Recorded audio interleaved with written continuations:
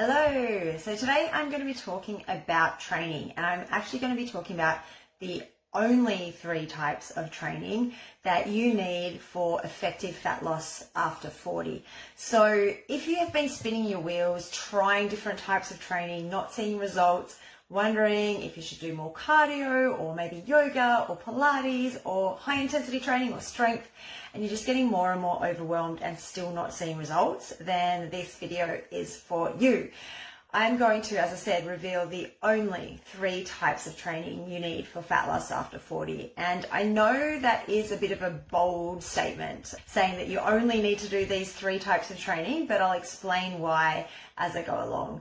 Once you nail these 3 types of exercise or training, you can be confident that you are going to be on the right track for optimal results and fat loss after 40.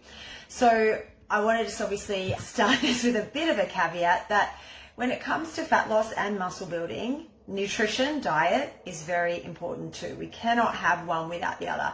As a little aside, I hate that old saying, I don't know where it came from, that results are 80% diet, 20% exercise. I think I don't know where those numbers came from. I think both are equally important, and especially after 40, training is really crucial in terms of your results, your body composition, being able to sustain the results that you get. So they're equally important, and I'm going to obviously cover the training side of things today. I put in the post in the Facebook group that diet or nutrition will determine how much weight you lose, and training will determine the type of weight you lose and also your body shape. I don't know if anyone's ever had this experience, but of losing some weight, and you've had great success losing weight through diet potentially, but you're still not happy with the way you look, your body composition, your body shape. And that will come down to the training that you do, the types of training that we do, and making sure that training is on point. So let's talk about that for a second, because in terms of the type of weight loss, because the goal for me anyway, and hopefully for all of you, is always sustainable weight loss. We want to, in that sense, lose mostly body fat and very little muscle mass. Muscle mass is our goal. Muscle is our goal, particularly as we get older, and we are more and more likely to see muscle loss if we don't do anything about it. After 30, we start to lose muscle. So we need to really work hard against that. So if we're looking to lose weight, we do not want to lose that muscle. That's going to make it much harder long term to maintain our results, because our metabolism will be slowed down without that muscle, and we're going to be weaker and just not like the way that our body shape looks too if we lose muscle along with fat. So we want the sustainable way to lose body fat, which is making sure that the training is congruent with your goals. One of the important components of that, which I've talked about a lot, and there's obviously separate videos on this. So if you're new to the group, welcome, first of all. Should have said that first, but welcome. There's lots of videos in the group. A lot of them are also on YouTube now too. One of them, or there's more than one, but there's one purely on protein. There's quite a few on nutrition. So if you want to know more about that side of things, just search the group YouTube for those. So I'm not going to talk about that today. But the right sort of training combined with that protein intake is really crucial to maintain that muscle mass. Let's dive straight into those 3 types of training. And like I said, big statement at the start, the only 3 types of training that you need in order to maximize your results and get fat loss after 40. So the first one, number 1, might not be what you expect, but I'm going to start off with walking. So walking or steps or movement, really any type of movement. Sometimes we talk about this as NEAT, the acronym NEAT, which is non-exercise activity thermogenesis. Basically, any movement we're doing when we're not really doing exercise is referred to as NEAT. But steps or walking, the reason I start with this one is because it's a very accessible, simple form of training or form of exercise. It's something that almost everyone can do. Obviously, there's a few exceptions if you have injuries or limitations, but for most people, we can get in more walking, more movement.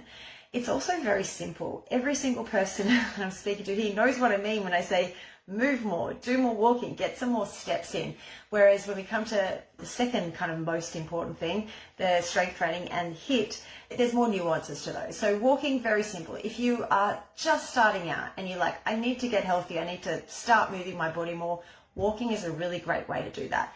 It's also really fairly simple to track your movement, to track your steps. Most of us have some sort of watches or fitness tracker that we can measure how much movement we're doing, and we can set targets and set goals around increasing our movement.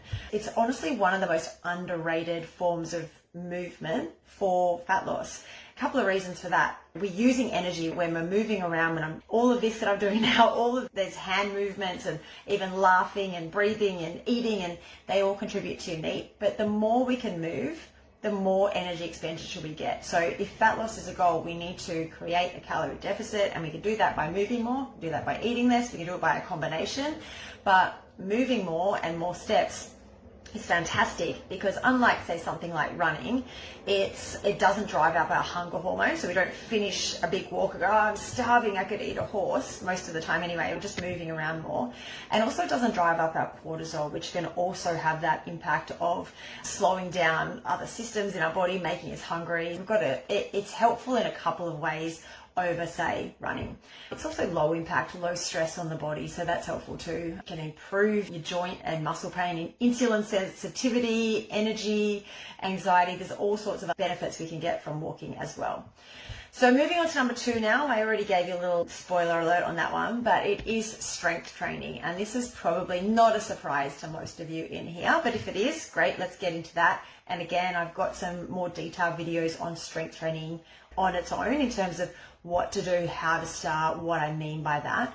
But from a fat loss perspective, it's fantastic because unlike cardio, you continue to reap the benefits when you do a strength training session. You continue to reap the benefits long after, or at least for a decent amount of time after the session is done. So there's something called EPOC, which is excess post-oxygen consumption. It's the afterburn effect. So you get a bit of a higher resting metabolism after you do a strength training session. So, there's that. But also, if we're working to build muscle, which, as I said at the start, is the aim of the game after 40, it's more metabolically active than fat, right? So if we've got more muscle mass, less fat, we're going to have a higher resting metabolism overall. And this is our long-term plan for fat loss. It's a long-term investment into your body composition. So like superannuation, or I don't remember what do you call it in the other countries, the US and the UK. Anyway, it's that we're putting money aside for our long-term future. So think about it as that investment into our body composition for long-term is building muscle through strength training. And then the third one, so let's get straight onto that. So the third part of this equation in terms of the types of exercise that are most optimal for fat loss after 40, sustainable fat loss, is your high intensity or super high intensity. So there's a couple of ways to look at this. There's HIIT, high intensity interval training, and SIT, which is sprint interval training. So high intensity interval training, think about working at a level that's about an 8 out of 10. So it's pretty tough for short, sharp sets. So 30 seconds-ish, maybe 45 seconds with a bit of a rest in between, and repeat that. Now, the key is, and this is really important for over 40, when you were 20, you could probably get away with doing an hour of HIIT and you'd be fine. After 40, we want to do short, sharp sets of this. We don't need to do 45 minutes to an hour of high intensity. Really, when we get into that length of exercise, it's no longer high intensity, it's moderate intensity, because we just can't keep up that 8 out of 10 effort. So short, sharp sets, 30 to 45 seconds of going at an 8 out of 10, you're pretty puffed, you can't really talk, and then we get a short break, and we might do that for 5 minutes or 10 minutes, something along those lines. Sprint interval training is that next level up in terms of intensity, 9 or 10 out of 10, all out, maximum effort, as hard as you can go for 10 or 20 seconds, longer rest to recover in between. And again, we do not need to be doing this for hours on end. This is like maybe 20 minutes, 10 to 20 minutes maximum of those sort of repeating short, sharp sets of high intensity. Now, the advantage of this over, say, cardio, you might be like, oh, but why can't I just go for a long run? Sprint interval training and HIIT, done the proper way that I just explained, also has that afterburn effect, the same as strength training. We're going all out and then resting and recovering. We're doing that for, say, like 5, 10, maybe 20 minutes maximum. After the workout, so unlike, say, going for a run for 20 minutes, you do the exercise, you do the run, and then you're done. There's no more post-exercise calorie burn. We're going to get that higher resting metabolism afterwards as well. It's also, again, like a bit like I was speaking about earlier on with the running, less taxing on your adrenals than just going moderately intense for a longer period of time. So we're less stress resistant, right, as our hormones are dropping, estrogen's dropping, progesterone's dropping, through perimenopause, menopause drops off a cliff, makes us less stress resistant. So we're not as tolerant to those increases in cortisol as we once were. Done in this way though, so we get the highs and the lows of the like high intensity, like really the cortisol's up. We need that cortisol to maintain that intensity. And then we get the rest and recovery. And as I said, we're not doing it for a long period of time. So this is more beneficial for us in terms of recovering and not taxing out our adrenals. The other big bonus for moving into the menopause phase, where belly fat can be more common, more prevalent, that visceral fat, the fat that sits around our organs, the dangerous fat. So this sort of sprint interval training, that really high intensity intervals with longer rests, there's evidence to show that can be effective in targeting that visceral fat, which is very hard to get rid of. So if this is something that you're not currently doing, we might look at increasing that or starting to put that into your training week. Now, the beautiful thing about these, certainly the second two, the strength and the high intensity, they don't need to take up a lot of time in your week. Strength training, I always get asked, is how often do I need to do it to be effective? There's no hard and fast rule, but maybe 2 to 4 times a week is the window of effectiveness. So a happy medium would be 3 times a week. If you're doing 3 good solid strength training sessions a week, great, you're bang on. If you can't do 3 times a week, do twice a week. If you really can't do twice a week, do once a week. Something's better than nothing. High intensity intervals, if we're doing those twice a week for 20 minutes, then that's sufficient to get the benefits from that. In terms of the thing that takes up the most time is your movement, your walking. But just remember, with walking, it does not have to be done in one long hit. You don't have to set aside an hour a day to do a walk, unless you're someone who's really struggles to move the whole day. You've got a job where you're at your desk, chained to your desk for 10 hours a day, and you just can't move. Then you might need to do the longer walks either side of that. But for most people, if we just look for ways we can insert more movement every day, standing instead of sitting, just doing more walks to the bathroom or to get water or to wherever it is, like to our appointments, looking for more opportunities to move your body means that we're not taking up more time necessarily in terms of the training, but we're just making the most, being effective with the time that we're already spending on other things. I just want to quickly answer a question that I get asked often anyway, so it might be something you're thinking of, which is always, can I do cardio? Can I do yoga? Should I do yoga or Pilates? The answer is yes, of course, you can do those things if you love them. If they're types of exercise that you really enjoy. Yoga particularly is really beneficial for stress management, right? So anything that's calming, that's working that parasympathetic nervous system is fantastic.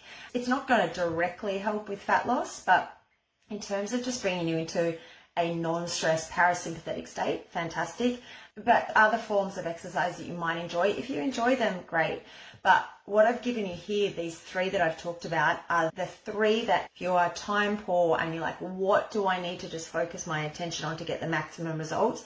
It would be those 3, and probably in that order that I just gave as well: walking, strength, HIIT or sit. And then anything else is icing on the cake. If you've got time for extra stuff, great, do it. If there's other things that you really enjoy doing, then by all means do them. But in terms of optimizing your results, they are the 3 for sure. All right, thanks girls. I am going to jump off now. Like I said, any other questions, please let me know, and I will talk to you guys soon. Bye.